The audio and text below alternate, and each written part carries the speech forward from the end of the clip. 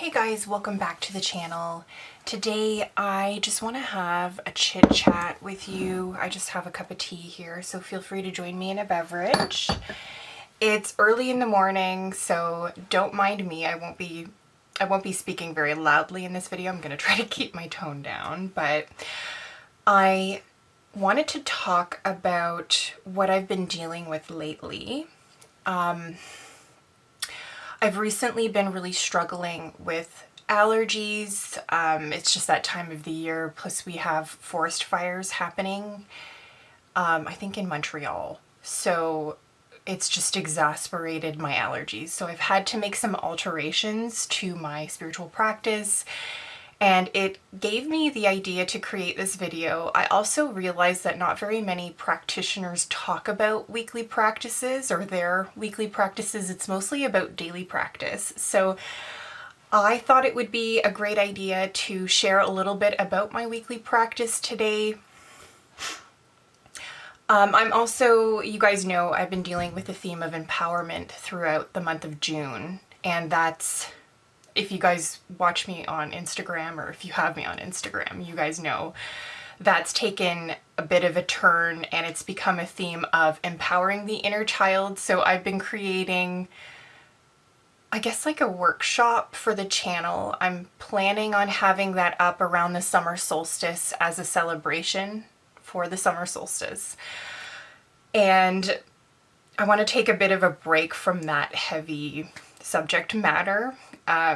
It's an interesting connection because to me, typically, until recently, empowerment has been more about sexuality and self-expression. So I've never really had this connection to the inner child and empowerment, which seems kind of silly. Like I can completely understand the connection between empowerment and the inner child, but I dealt with my inner child. I have a whole series on the channel about working with my inner child and doing inner child work.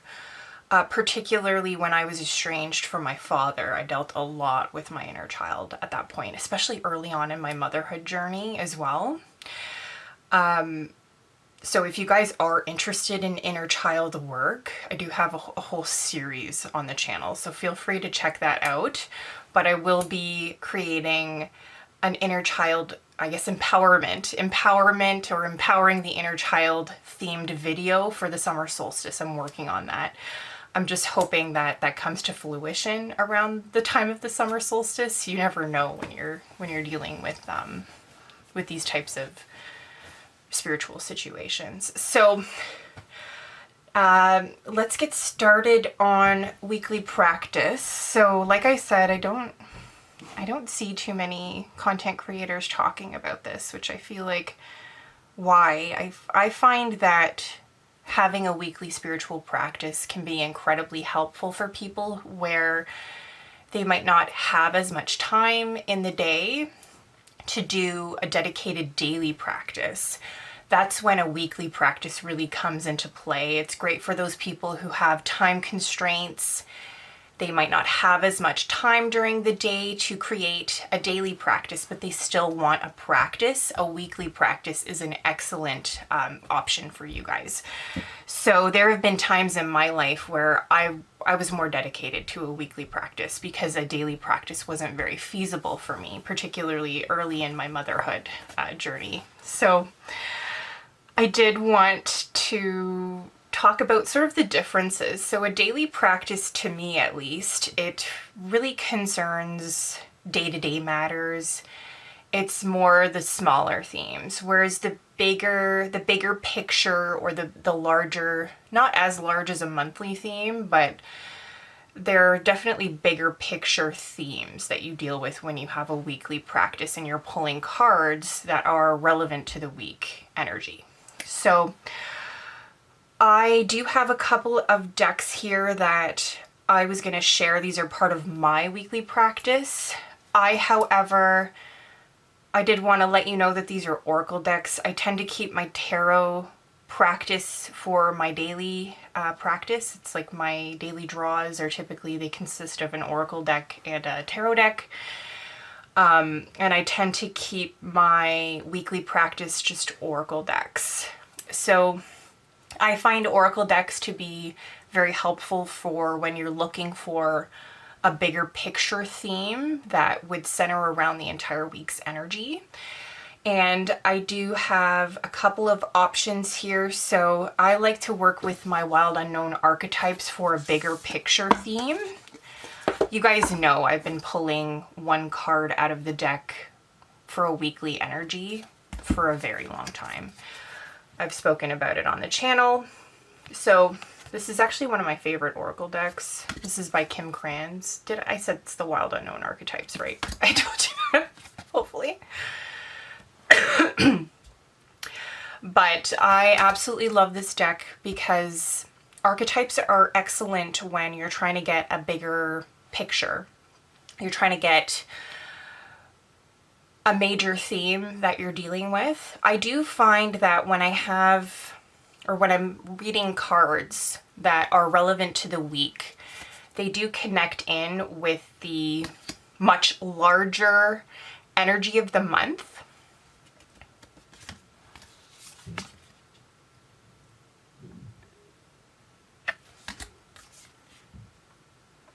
But I absolutely love pulling one card out of this deck to get an idea of what my week is going to be about.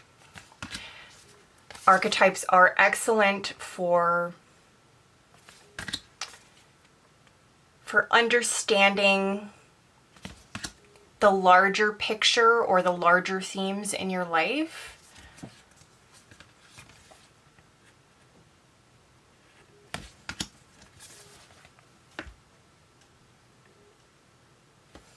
And I love working with this deck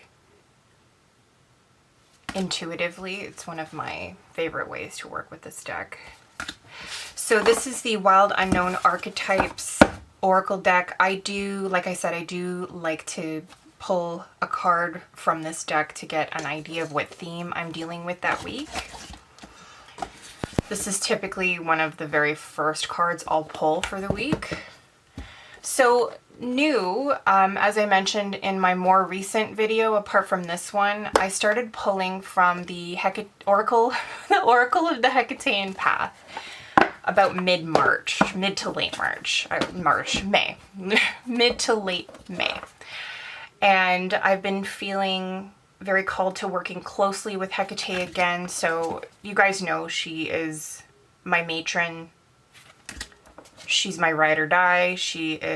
I've devoted a significant amount of my practice as well as myself to this goddess. And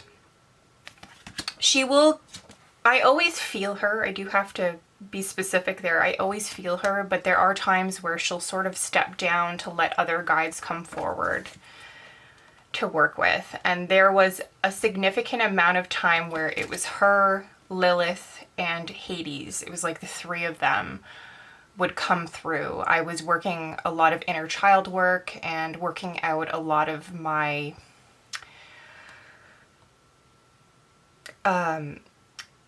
my issues with my father, as well as just anything related to the father archetype and theme. I was working with Hades for, and then Lilith was empowerment. So it was just this cycle of the three of them kind of coming through, and they would take turns. But I have since not worked with Lilith. It's been quite some time. There was a period of time where I was working with Artemis. You guys know she just kind of comes in and out, and then she'll come back again. But lately, as I said, as of mid to late May, I did feel a very strong connection with Hecate again, and we ironically, it was during a time where I was really connected to getting back to the basics of my spiritual practice, like the very beginning. And she is a cornerstone of my spiritual practice. So it makes sense now in hindsight why I went back to her. And we were looking at daily practice again. So again, this is I'll pull a card once a week out of the Hecate or Oracle of the Hekatean Path. I don't know why I'm struggling with my words so much. So yes, I will pull one card from the Oracle of the Hekatean Path to get an idea of what themes we're dealing with, what themes we're working together with that week. And that'll be it'll be the major theme, that it's what I'm really looking at with respects to my practice with her. So that is, again, the Oracle of the Hekatean Path that I showed you. So next, the Secret Language of Color cards. It's been a long time since I pulled this deck out. I recently picked it back up around the same time as the Oracle of the Hekatean Path. So we're looking at mid to late May. And it's because of my allergies. Like I said, I've been really struggling with just terrible allergies. So I had to really take a look at some of my regular practices. I really like fire. I like to work with scent and fire in my path, or in my practice, I should say. And I've had to discontinue that just because of just my allergies were so bad. I was congested every other week. So I've had to discontinue that, and then I sort of returned back to the basics again, where I was like, well, what practices do I really enjoy still? And that would be color magic, especially in connection to my glamour practices. I like to wake up early in the morning, and I like to get myself ready. I like to express myself with makeup, as well as fashion. So I've been having a lot of, taking a lot of pleasure from that. So, and I'll usually connect my color magic with my daily draw. Sometimes I'll seek inspiration from my daily draw cards, unrelated, but right now it's the Line Strider Tarot. So I will pull inspiration from my daily draw out of the Line Strider Tarot and whatever oracle I'm working with that week. And what I've been enjoying using the Secret Language of Colors cards for is I will get a larger picture of what colors I'm going to be drawn to that particular week. And I also find the keywords very interesting with this deck as well, and it just kind of gives you more information about what your week is going to consist of. But I will pull typically 3 to 4 cards out of this deck for the week, and like I said, it just kind of gives me an idea of what colors I'm going to be most drawn to that week. And I also like to use these cards for my nail polish.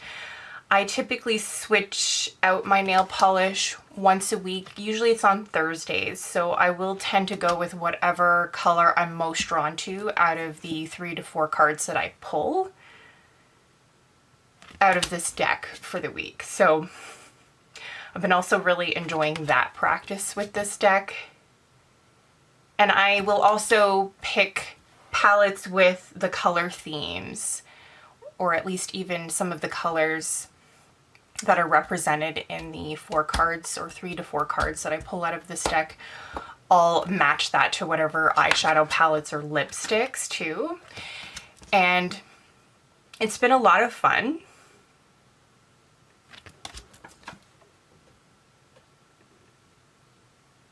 Like a lot of fun. I didn't think that I would have that much fun with this deck. It's been a while. So I'm happy that this deck is getting use again in my collection. Again, this is the Secret Language of Color cards. So the last deck that I want to talk about today is